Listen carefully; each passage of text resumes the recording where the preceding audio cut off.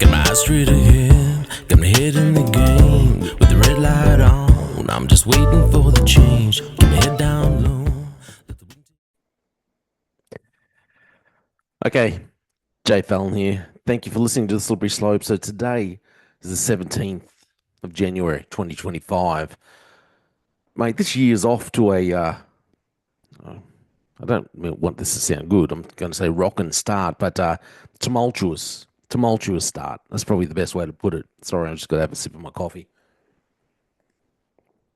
Oh, it's a good way. It's good coffee. Anyway, off to a tumultuous start.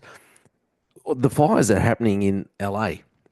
It just it seems like the further they dig into it, the more all you're uncovering is failure of leadership, consistent failure of leadership. I was watching the interview Mel Gibson did, and he brought up that, you can't help but think that some of this maybe was done on purpose, that this is what they were looking for. And I was watching the interview with Gavin Newsom, the uh, the governor. Is that what they call it in America? The governor of that state. He seemed very he seemed very upbeat. He was very upbeat when he was talking about the future for California. And well, this is what we've got planned. This is how we're going to attack this. We've just had this problem, and this is how we're going to attack it. We've already got these things in motion. And I'm sitting there going, wow.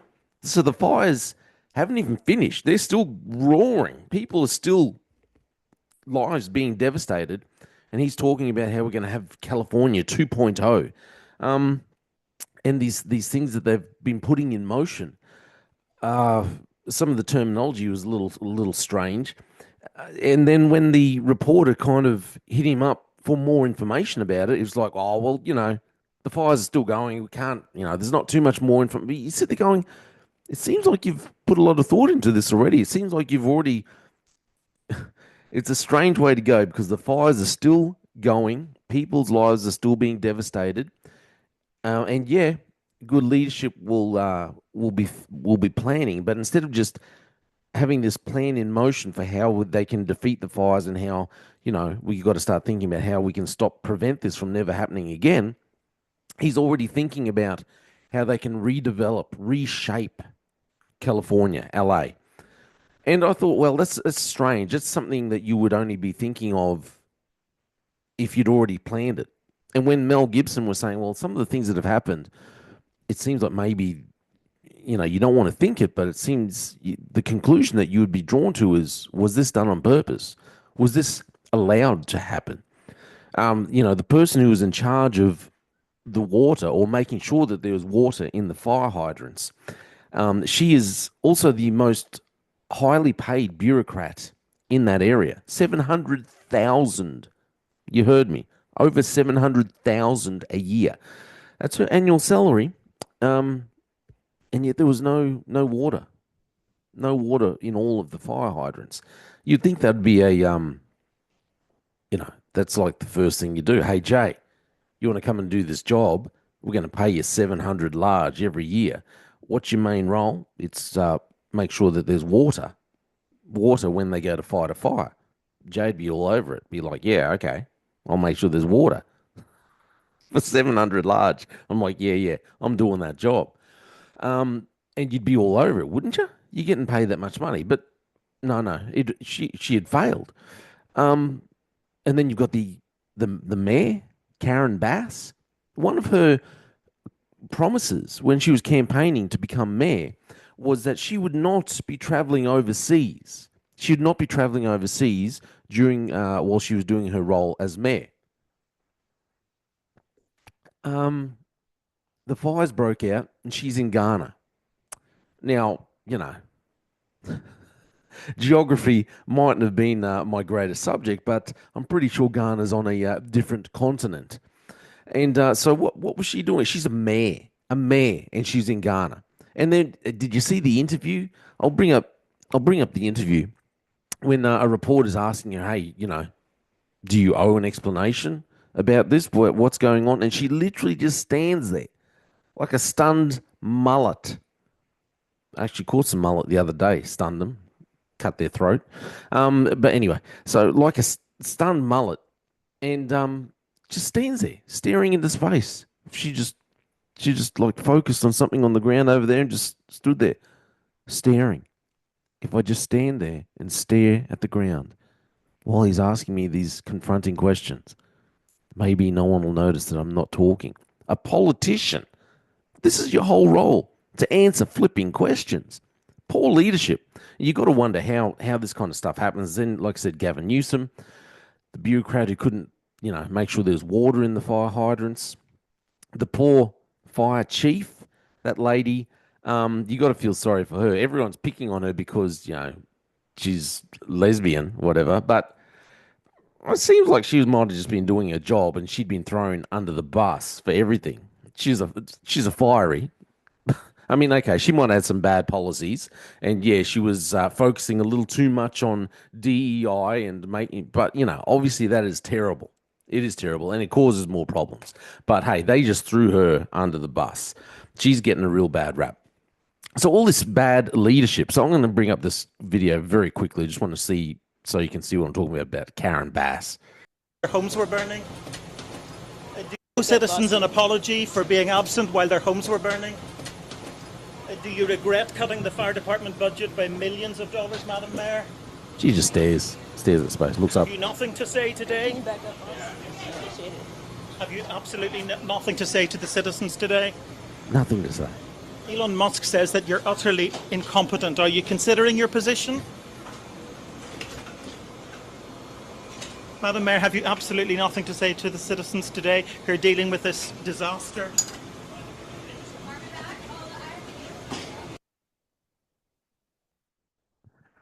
I've never seen anything like it. How you can just stand there. She's the mayor. This isn't some poor person in the public who's just been put on the spot like, I don't know what to say. She's a mayor. She's a public figure of one of the biggest bustling areas in the world, really. Anyway, and she's got nothing to say, just stands and stares. And I'm looking going, what kind of leadership is this? But hey, don't get me wrong. This kind of thing it's not just in America. Obviously, we've had some issues here in Australia too. We had this extremely terrible stabbing just the other day. A 13-year-old boy stabs a 63-year-old woman. She is working. She's at Coles, the supermarket. She's working, minding her own flipping business. Old mate comes up, grabs a knife off the shelves in Coles, stabs her so hard, penetrates so far, it penetrates through to the other side, through her back, through her abdomen. It's like, what the heck? And the thing is, people are all standing up going, well, we've got this adult time legislation that we've just passed. And then what's happened? No. Attempted murder apparently didn't get named in the legislation. So we'll go back and just check out that video again, just to remind you what's happened with all that. 2 lives changed by similar shopping centre stabbings. This is like mum all over again. It's almost a year since beloved grandmother Vilene White lost her life in the car park of Redbank Town Square. We were searching for answers and there wasn't any, and it's just, there is no answers for this. Just took me back to when I got stabbed, even though mine was 17-year-old. Chris Sanders stabbed in the back last month among those who led the charge for harsher penalties. At least I know this 13-year-old hearing this morning that he's been charged with attempted murder under the new laws from the LNP. But today, a shock revelation. The offence isn't included in the new adult crime, adult time legislation. Let's see, in terms of the investigation, what happens with charges in the days ahead. But why the offence is missing? We implemented the changes that we took to the election, and I said that would be the first step. There will be more changes to the Youth Justice Act. Of the 13 offences, murder, manslaughter, unlawful striking causing death, all included, and lesser offences like unlawful wounding, burglary, even break and enter with intent. I actually raised this during the parliamentary debate when the adult crime, adult time legislation was going through the Queensland Parliament, and the reality is there was an opportunity there for the government to introduce amendments. I am not the minister responsible for those laws, and I have not been. Can I just ask, why does she got a smile on her face? I is not the minister for. Oh yeah, it's like, seriously, you're, get the grin off your face, woman. Someone's just been stabbed. Your party campaigned about this adult crime, adult time, and you failed. The first test of it, you've failed miserably, and you're standing there with a grin on your face. Fully briefed on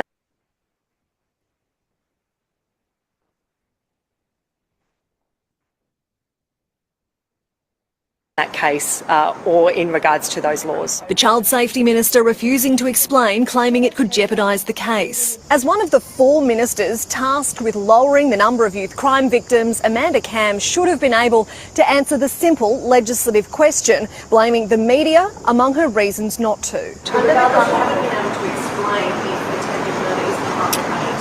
I am not going to talk today about anything in regards that has any context that can be cut, edited in regards to this case. There will be a rush from the Christopher Lee government. Why? Why is she laughing? I don't get it. I really don't get it. To get this right, I'm quite sure. As former victims question why it was never included. Yeah, so I've just been thinking about this poor leadership. You've got, obviously, it's worldwide. It seems like a pandemic. All this talk about the world's going to go into another pandemic. We've got a pandemic of pathetic leadership. Pathetic leadership. Now, regarding the adult crime, adult time stuff, it seems like this is just rushed through. And this is what happens when you have people in government. And I'll put my hand up. I voted for the LNP. I still think we're better off with the LNP than we were under Labor. I think Labor are an extremely bad choice, and they're just going to send the whole state broke. As we're seeing, we are so far in debt.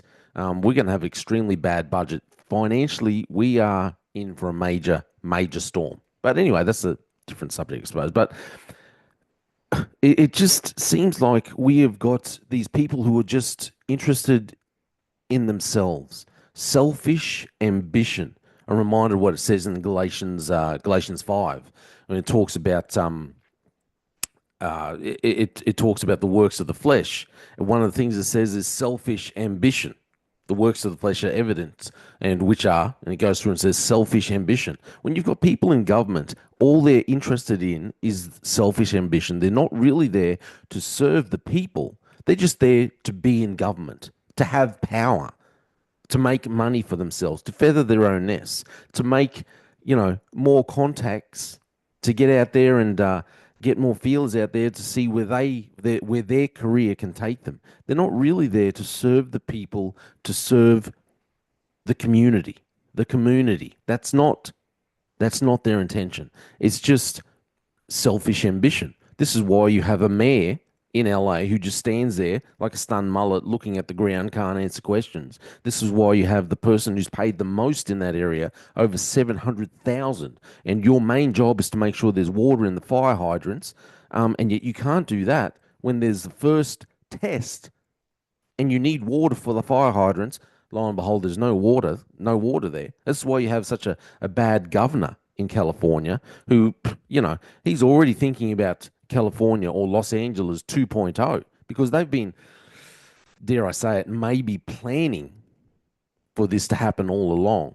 I'm not saying they did it on purpose, but it's like, well, if LA just went up in flames, like listen to the interview that Mel Gibson did, you do have to wonder, hey, maybe if we just allow this, maybe if we just, put all the things down that make the environment right, that when we do have a major catastrophe, well, we're not going to be able to prevent it. Well, then we can have implement our other plans for the city. Making a nice area where it's a 15-minute city, where we can put high density housing, high density living in there, and get rid of just all these houses where just one or two families might live in. You know, we want to make it high density, 15-minute cities, all the things that the WEF been sprouting over the last couple of years. Unfortunately, we have too many people in power who are just in it for their own selfish ambition. I was reminded of that saying. I was looking up trying to find where it came from. It comes from Alexis de, don't know how to pronounce this name. It's a French name. Docqueville. I'm sorry for that pathetic pronunciation. I've got no idea. Anyway, it says, he said, in democracy, people get the government they deserve.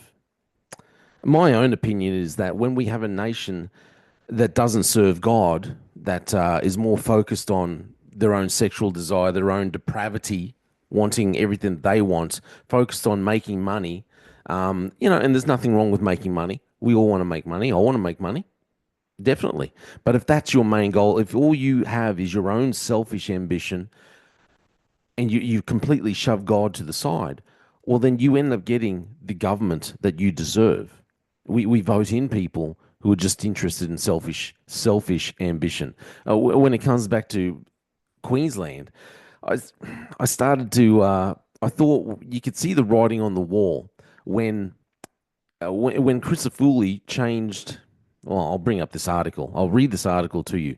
It just happened at the very end of last year. Queensland Parliament passes unprecedented gag on abortion debate.